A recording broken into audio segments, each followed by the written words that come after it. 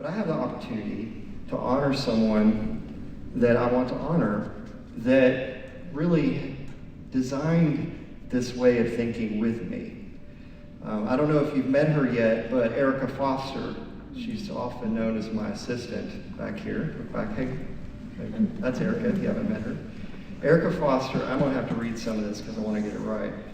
We began our work together in 2012 while I was the Director of Advancement at Westminster, still there. She was the first virtual hire I ever made.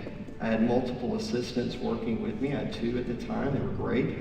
I contacted a company that helped you find virtual assistants, and they had all processed, and they matched us up. It's kind of like matchmaking, like online dating, and we met. She began at 10 hours a week with her middle child having just been born, her daughter Bran, I think 2 months old at the time. She and her husband Micah, who's here, that's Micah, live in Fresno, not too far from here, with their 3 children, Josiah, Bryn, and Eli. What you need to know is I never really intended to start an organization. My plan was to be at Westminster for 30 years. That was my plan and my goal. But I was convinced, or I became convinced, that there was a need for a better way to help leaders learn how to grow giving and grow as leaders. And so this approach, what we do, began with one Christian school, January 2013, me and my wife Paula and Erica assisting. And by the end of that year, we were serving 14 organizations with just one coach, another coach. In 11 years' time, we've served around 300 faith-based organizations. Most started with us with total giving of way less than $1 million a year. We now have a team of 23 people, I think it is. I counted them up this morning. Coaches and team members. Christian leaders, I should say, we've served in coaching, will finish this year with well over $400 million in additional giving in the past 11 years. For some context on that number, who knows how much money Herzog is trying to deploy in the next 20 years? Does anybody know that number? Have you done your research? What? John knows it. What? 350 million? Is that right, John? 350 million in the next 20 years. One donor did that. Isn't that remarkable? Yeah. As we look at leaders we walk alongside, we would project at least 400 million in additional given in response to their vision, their plans in the next 5 years.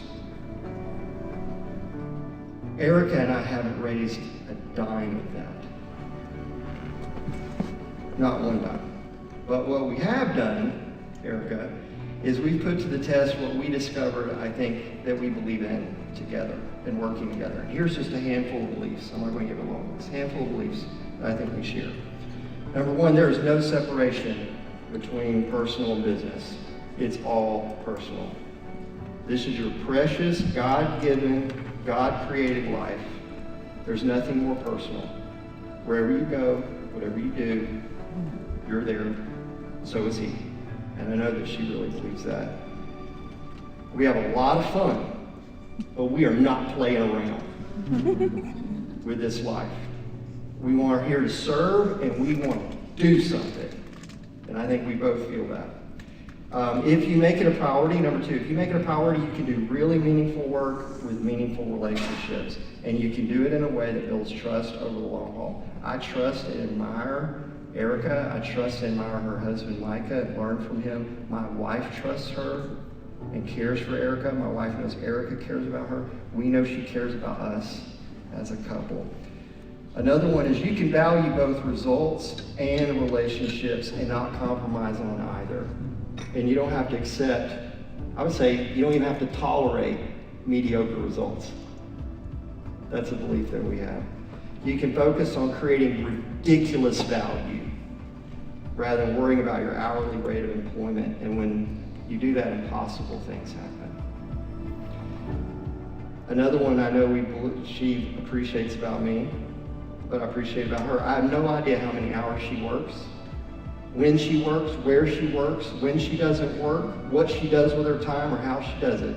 and I've never asked, and I never have cared to find out.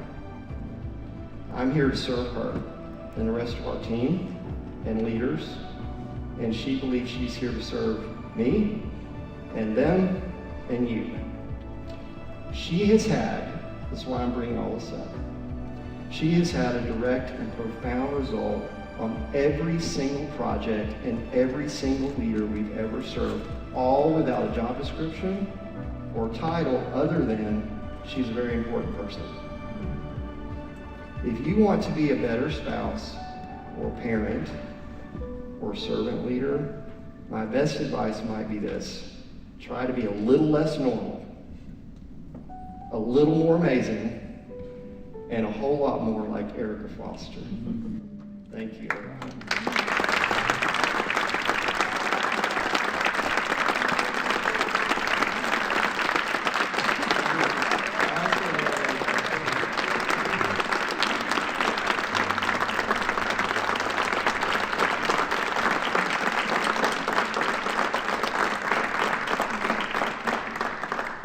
Erica and I have never been in the same room together in 12 years until this week.